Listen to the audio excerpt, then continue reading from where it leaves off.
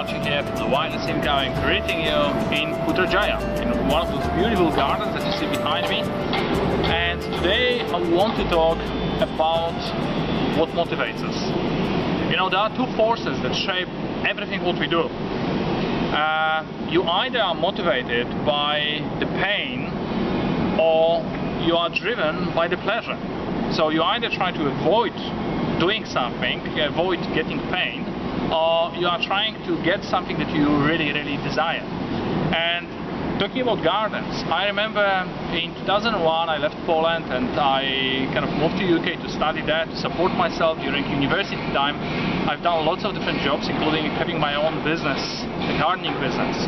And I remember initially when I came first, I didn't understand much English, and I was giving quotes to people who were asking me if I can do certain things. And I felt a certain level of confidence that I can deliver that. But it happened several times when I was strongly in the need of getting a project. And I remember I would go to that garden. It was not far from Hampstead. It's a beautiful garden. The guy asked me, like, can you kind of clean that? Can you do a makeover in this garden? I said, yes, of course I can. And I've done it. He was happy with it. And he asked me, can you do decking? And I nodded, and I said, yes, I can, even though I didn't understand what decking is. And I remember I just jotted down the name, and I went back home and I kind of Googled that, and it turned out to be like a kind of, you know, piece of wood where you can put some things on, gardening things on.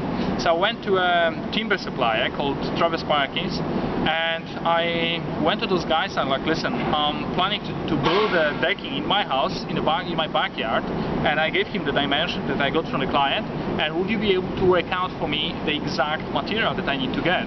And he took a piece of paper, wrote everything down and kind of prepared, broke it down, gave me the full quote, and I took that piece of paper, went to the client, and I gave it to him. I said, cool, sounds good, I like the project, let's do it. And we've done it. And just recently, I've spoken to a friend of mine, Tom Sweetman. He's a guy from UK, currently lives in Ho Chi Minh in Vietnam. And he shared his story. I mean, he got kicked out from school at the age of 16, and he has incredible experiences on the way.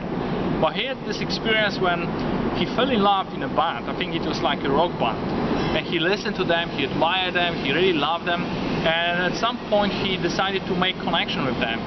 And the guy reached out to him back and kind of asked him, so what do you do? And he said, I'm a band manager, and I help bands to kind of tour around, and I organize all those concerts and stuff. So, oh, really?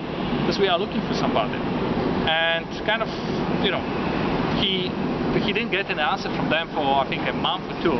But after 2 months, this guy kind of rang him and said, oh, listen, we are preparing a massive tour to go around States, to go around, you know, like Australia, New Zealand, Asia, and we are looking for somebody who can do it for us.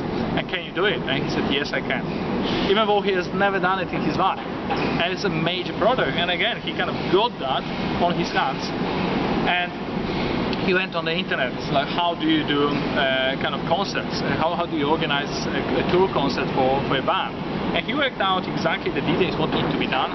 And the guy flew from, I think, from Japan, flew from States to UK, and they flew together to Japan, and he met him. It's like, man, you are very young. Because Tom at that time was 22. I said, so how many bands have you kind of looked after? What have you done? And he said, I have to be honest with you, none. But trust me, I will deliver that. And the guy, Tom explained that, you know, like on the plane, it was the most weird flight that he ever been on. The guy just didn't speak to him. He was shocked because they had everything arranged, and there was no way to pull back and to try to rearrange to find another agent. And Tom said, like, listen, trust me, I will deliver. And he did. And I think he organized something like 30 or 40 different, you know, concerts for those guys worldwide, and it was a massive success. And I think something related to that, he got recognized by BBC also for his musical achievements. So my invitation to you is, think about what motivates you.